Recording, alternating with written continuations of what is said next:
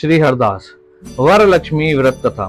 हिंदू धर्म में वरलक्ष्मी व्रत की अपनी एक अनूठी मान्यता है, जिसका प्रचलन महाराष्ट्र और दक्षिण भारत में देखने को मिलता है।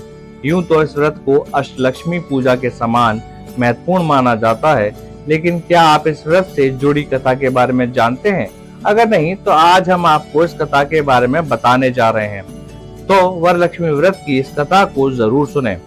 इस व्रत के साथ कई सारी पौराणिक कथाएं जुड़ी हुई हैं, मगर हम आपको इससे जुड़ी सबसे सुंदर कथा के बारे में बता रहे हैं। ये कथा स्वयं महादेव ने देवी पार्वती को सुनाई थी। इस कथा के अनुसार कदाचित मगध राज के कुंडी नामक एक नगर हुआ करता था और इसका निर्माण स्वर्ग की कृपा से संभव हुआ था।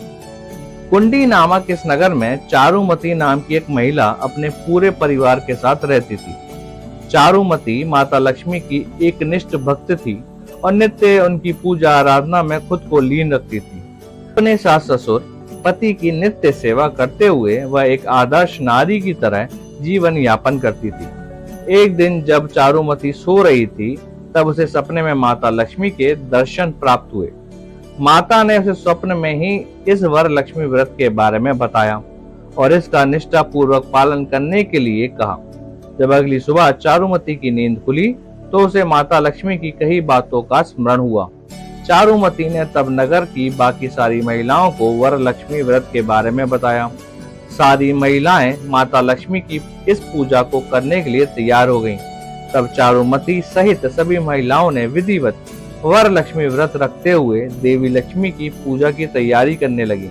विधिवत पूजा के समापन के पश्चात जब सभी महिलाएं कलश की परिक्रमा करने लगी तो उन्होंने देखा कि उनके शरीर स्वर्ण आभूषणों से लद गए हैं।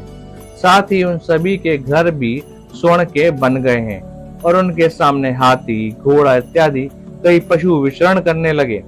यह दृश्य देखकर बाकी महिलाएं अत्यंत विस्मित हुईं और चारुमती का गुणगान करने लगीं, क्योंकि उसने ही महिलाओं को इस व्रत के बारे में बताया था। चारुमती ने तब उन महिलाओं से कहा कि ये सब माता लक्ष्मी की ही कृपा का प्रसाद है।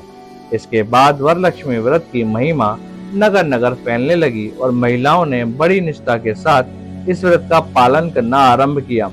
तभी से वरलक्ष्मी व्रत श्रावण महीने की 10वीं तिथि को पालित किए जाने लगा।